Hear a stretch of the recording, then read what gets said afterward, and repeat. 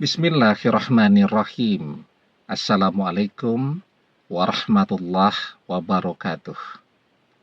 Bapak-bapak, ibu-ibu, mas-mas, mbak-mbak, khususnya adik-adikku sekalian yang dirahmati Allah dimanapun Anda berada. Kembali di IIP Channel bersama saya, IIP Wijayanto.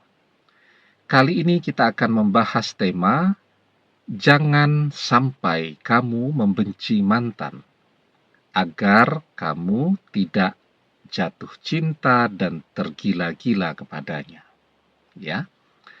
Nah, jadi kenapa banyak di antara kita merasakan setelah perpisahan itu terjadi ya, kita kemudian jatuh cinta kembali dan tergila-gila kepada dia. Setiap saat kita selalu memikirkannya, setiap detik kita selalu merindukannya. Kenapa demikian? Karena di awal perpisahan, saat mantan mengkhianati kita kecewa kepada dia, kita jadi membencinya.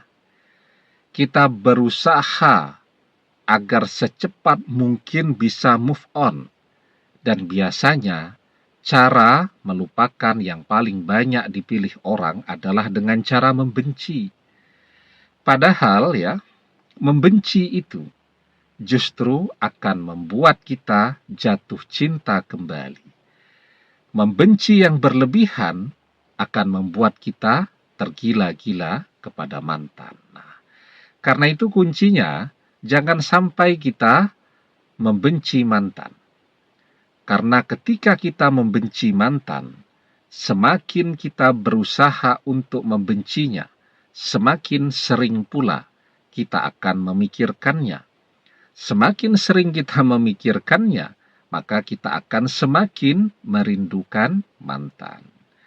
Karena itu apa yang harus kita lakukan ya ketika perpisahan itu terjadi? Biasa-biasa saja. Ya.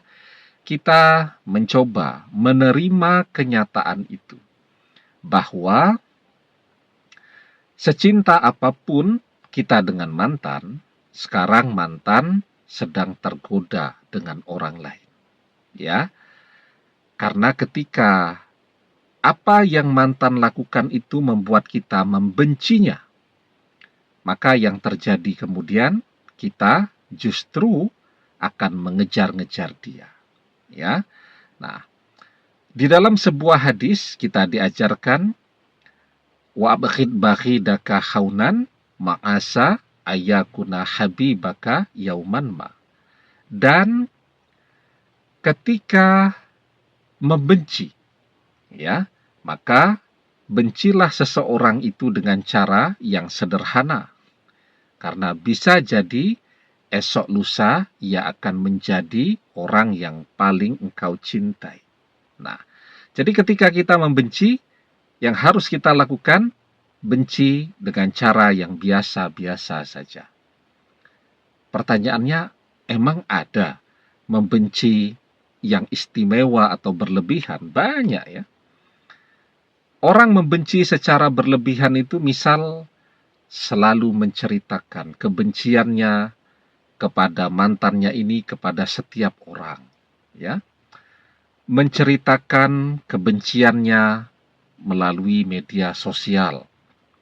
Selalu ngerasani mantannya dimanapun dia berada. Padahal secara tidak sadar, ketika dia melakukan itu, maka dia akan selalu teringat kepada mantan. Jadi ketika kita terus ngerasani dia, terus menggibahi dia, terus membicarakan dia, kapan kita bisa melupakan dia? Karena kita terus mengingat dia saat kita membicarakannya.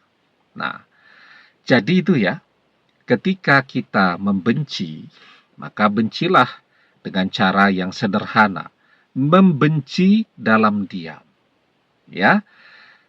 Karena apa? Karena ketika kita membenci dalam diam, maka rasa benci itu tidak akan berlebihan.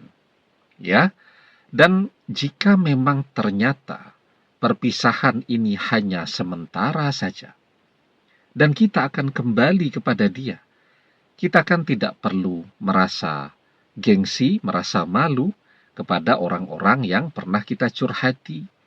Kalau kita ngomong kemana-mana, ternyata rezekinya kita kembali bersama dengan mantan, kan kita jadi malu. Ya, apa kata orang kemarin kita cerita benci, marahnya luar biasa kepada mantan, sekarang ternyata kita kembali kepada dia. Nah, jadi kita memang harus belajar ya untuk menyimpan kebencian kita, menyimpan rahasia-rahasia hati kita.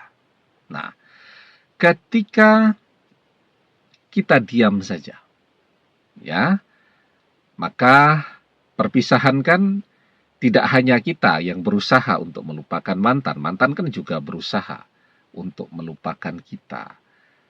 Kita diam saja dan biarkan mantan yang membenci kita, biarkan dia yang berusaha melupakan kita.